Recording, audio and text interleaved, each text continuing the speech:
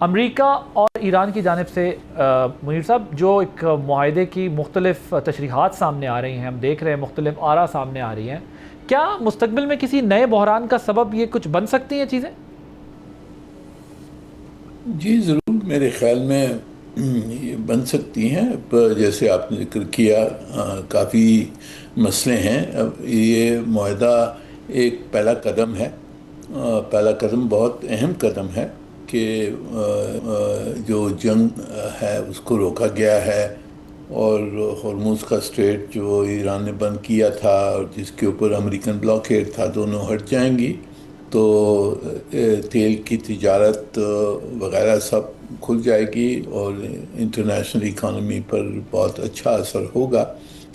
پر آگے بڑھ کے یہ ہم نے دیکھنا ہے کہ یہ جنگ واپس نہ شروع ہو، اور جو اختلاف ہیں ایران کے ساتھ امریکہ کے اور کچھ جو علاقی ممالک ہیں ان کے، وہ کیسے حل ہو سکتے ہیں۔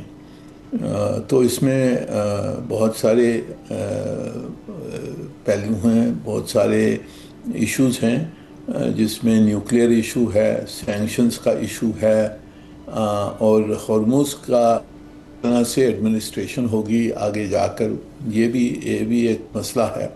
اور سب میں اوپر اور بعد کی جو بات ہوگی کہ اس خطے میں آگے جا کر امن کیسے لیا جا سکتا ہے، اور کیا تعلقات کیا ہو سکتے ہیں، نہ صرف ایران کے درمیان بٹ ایران اور جو خطے کے ممالک ہیں، جو جی سی سی اسٹیٹس ہیں، ان کے ساتھ کس طرح سے تعلقات ہوتے ہیں اور امن آ سکتا ہے، اور کس طرح سے آنا چاہیے۔ یہ سب مسئلے ہیں جن کو آگے بھی جا کر ان کو حل کرنا ہوگا، اور اس میں بھی پاکستان کا رول رہنا چاہیے، اور بہت اہم ہوگا اگر ہم اس جو دوسرا پہلو ہے، سیکنڈ سٹیج جو ہے، اس میں بھی ہم اپنا کردار ادا کرتے رہیں۔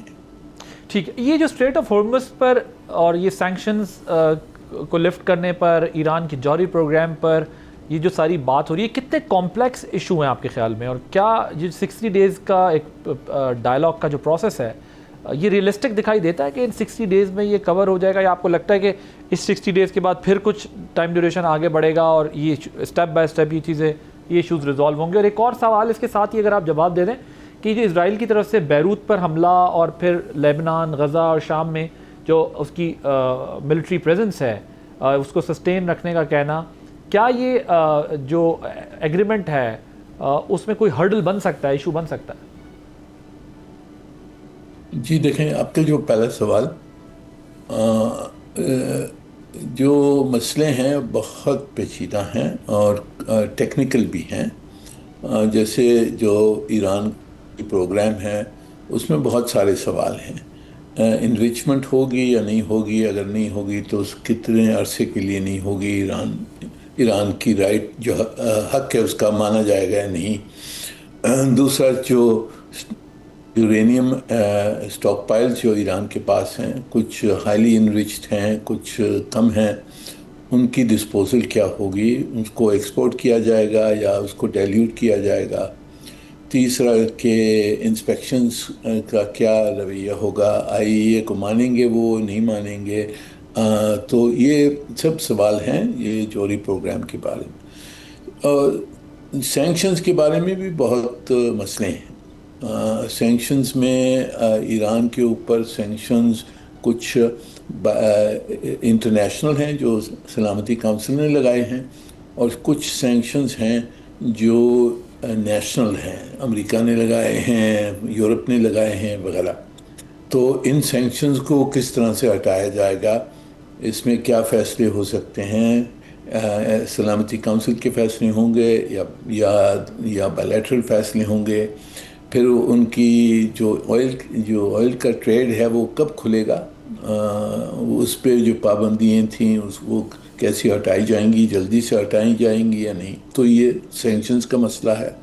اور تیسرا جو ہے کہ ہرمز پہ ایران کہتا ہے کہ ہم آگے جا کر یہ 60 دن کے بعد میں بھی آگے جا کر ہم اس کو ایڈمنسٹر ہمارے تحت ہوگا، ہمارے ساتھ کوآرڈینیشن کے تحت ہوگا، اور کچھ ہم اس کی فیس وغیرہ بھی لیں گے۔ اس کے اوپر بھی مسئلہ یہ بھی پیچیدہ ہو سکتا ہے، اس کے اوپر بھی فیصلے کرنے ہوں گے کہ آگے جا کر ہرموز بالکل ہی کھلا ہوتا ہے یا ایران کے ساتھ کوآرڈینیشن ہوتی ہے، اس پہ ٹولز ہوتی ہیں، فیس ہوتی ہیں، نہیں ہوتی ہیں۔ یہ سب چیزیں، ان کے اوپر بھی مذاکرات کی ضرورت ہوگی۔ تو یہ مسئلے ہیں، یہ 60 دن کے درمیان نیگوسیشن چلیں گی۔ اگر نیگوسیشنز صحیح چل رہی ہیں، اس میں آگے کچھ پیش رفت ہوتی ہے، تو ٹائم لیمٹ ایکسٹینڈ ہو سکتا ہے۔ جہاں تک کہ یہ جو آپ کا دوسرا سوال تھا، سر اسرائیل کی ملٹری پریزنس ان لیبنان، اب اسرائیل نے تو پوری کوشش کرنی ہے کہ اس معاہدے کو سیبوٹاج کیا جائے، اور ایران کے ساتھ امریکہ اور جو ویسٹ کے ممالک ہیں ان کے تعلقات اچھے نہ ہوں، اور اس کا اختیار جو دباؤ اس کا ہے، لیبنان میں انویڈ کیا ہے، سیریا میں ہے، غازہ میں زیادتی ان کی آکیوپیشن جاری ہے، اس کو سیپریٹ کرنا چاہتے ہیں۔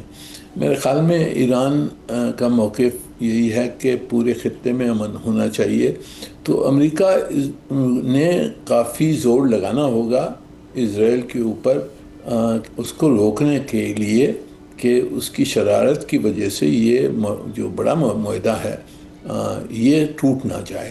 تو یہ کوششیں امریکہ کے اوپر بھی پوری خطے کی اور پوری انٹرنیشنل کمیونٹی کی دباؤ جاری رہنی ہوگی۔ سر آپ کو لگتا ہے کہ پریزیڈنٹ ٹرمپ کے پاس اتنا لیوریج ہے کہ وہ اسرائیل کو اس طرح سمجھا سکیں یا کنٹرول کر سکیں؟ بالکل ہے جی، امریکہ، ان کا پیسہ، ہتھیار، سب کچھ امریکہ سے آتا ہے۔ جب اسرائیل کے اوپر ایرانی میزائل حملے ہوئے تھے 3 مرتبہ، امریکن وہاں جہاز بیٹھ کے جو انہوں نے انٹرسیپٹرز جو امریکن تھے جنہوں نے وہ میزائلز کو رکایا، تو اگر امریکہ اپنا ہاتھ اٹھا دیتا ہے اسرائیل سے تو اسرائیل تو بڑی مشکل۔ صبح وہ جو زائنسٹ لابی ہے وہاں پر، وہ اس کا انفلوئنس ظاہر ہے امریکن گورنمنٹس کے اوپر اس طرح جی بالکل ہے، وہی تو ایک چیز ہے جو ٹرمپ صاحب کے ہاتھ کو روکا ہوا ہے۔ اگر اسرائیلی لابی نہ ہو تو پھر تو امریکہ کی پالیسی بدل سکتی ہے، پر اسرائیلی لابی نے ابھی بہت کوشش کی ہے، انہوں نے ٹرمپ صاحب کے اوپر حملے کیے ہیں، کرٹیسزم کیا ہے، پر ٹرمپ صاحب نے بھی یہ دیکھنا ہوگا کہ اگر یہ پورے خطے میں ان کے تعلقات دیکھیں، خلیج کے ممالکوں کے ساتھ ہیں، سعودی عرب کے ساتھ بہت اچھے تعلقات ہیں، دوسرے خلیج کے ممالکوں کے ساتھ اچھے تعلقات ہیں، اور ایران کے ساتھ تو اچھے تعلقات چاہتے ہیں۔ یہ بڑے بڑے ملک ہیں، یہ اسرائیل تو ایک ملک ہے، تو انہوں نے بیلنس کرنا ہوگا۔ یہ ایمبیسڈر صاحب یہ بتائیے گا کہ یہ جنیوا میں جو پاکستان ہوسٹ کر رہا ہے اس سیریمنی کو، اور اس کا ہسٹوریکلی پاکستان کو اس رول پلے کرنے پہ لانگ ٹرم بیسس میں کیا ڈیویڈنڈ مل سکتا ہے، اور کتنی سگنیفیکنس ہے اس کی، ذرا آپ کے ایکسپیرینس سے ہم سمجھنا چاہتے ہیں۔ یہ دیکھیں، امیجیٹ جو ڈیویڈنڈ ہے وہ تو گڈ ول ہی ہے، ٹھیک ہے، کہ پوری دنیا مانتی ہے پاکستان نے جو ساتھی رول ادا کیا ہے وہ سب مانتے ہیں، تو ہمارے لیے آج کل بہت اچھی گڈ ول ہے سب ممالکوں کے ساتھ۔ اب ہمارے اوپر ہے کہ ہم اس کا فائدہ کیسے اٹھا سکتے ہیں۔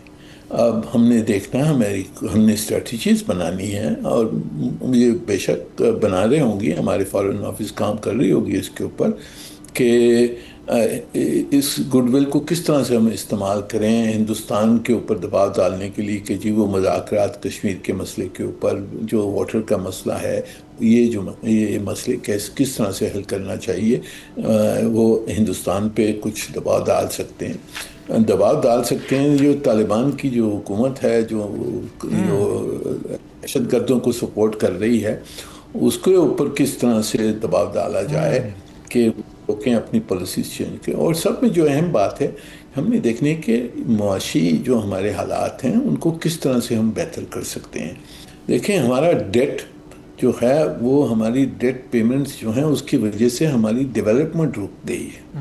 اور تو دیکھنا ہے کہ یہ گڈ ول کو استعمال کر کے یہ جو ڈیٹ پیمنٹس ہیں ان کو تو ڈیفر کروا دیں, ان کو ڈیلے کروا دیں, ان کو کم کروا دیں, تو اس بہت فائدہ ہوگا پاکستان کو. اور اس کے علاوہ اور آپ سمجھتے ہیں کہ یہ سب کچھ جو ہے وہ مطلب ایک تو ظاہر کرا تو سکتا ہے, یقیناً امریکہ چاہے تو کرا سکتا ہے, لیکن یہ فوراً کروا سکتا ہے, یعنی یہ جو اگلا بجٹ ہے اس سے پہلے ہمیں یہ ساری اسپیسز مل سکتے ہیں. آپ سمجھتے ہیں اگر پاکستان اس اپرچونٹی یوٹیلائز کرنا چاہے تو؟ جی بالکل یوٹیلائز ہمیں کرنا چاہیے.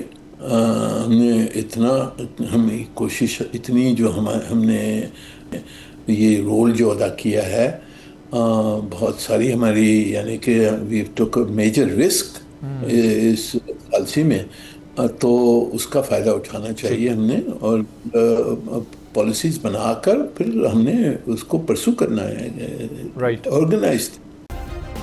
سبسکرائب کریں اور بیل دبائیں تاکہ کوئی خبر رہ نہ جائے.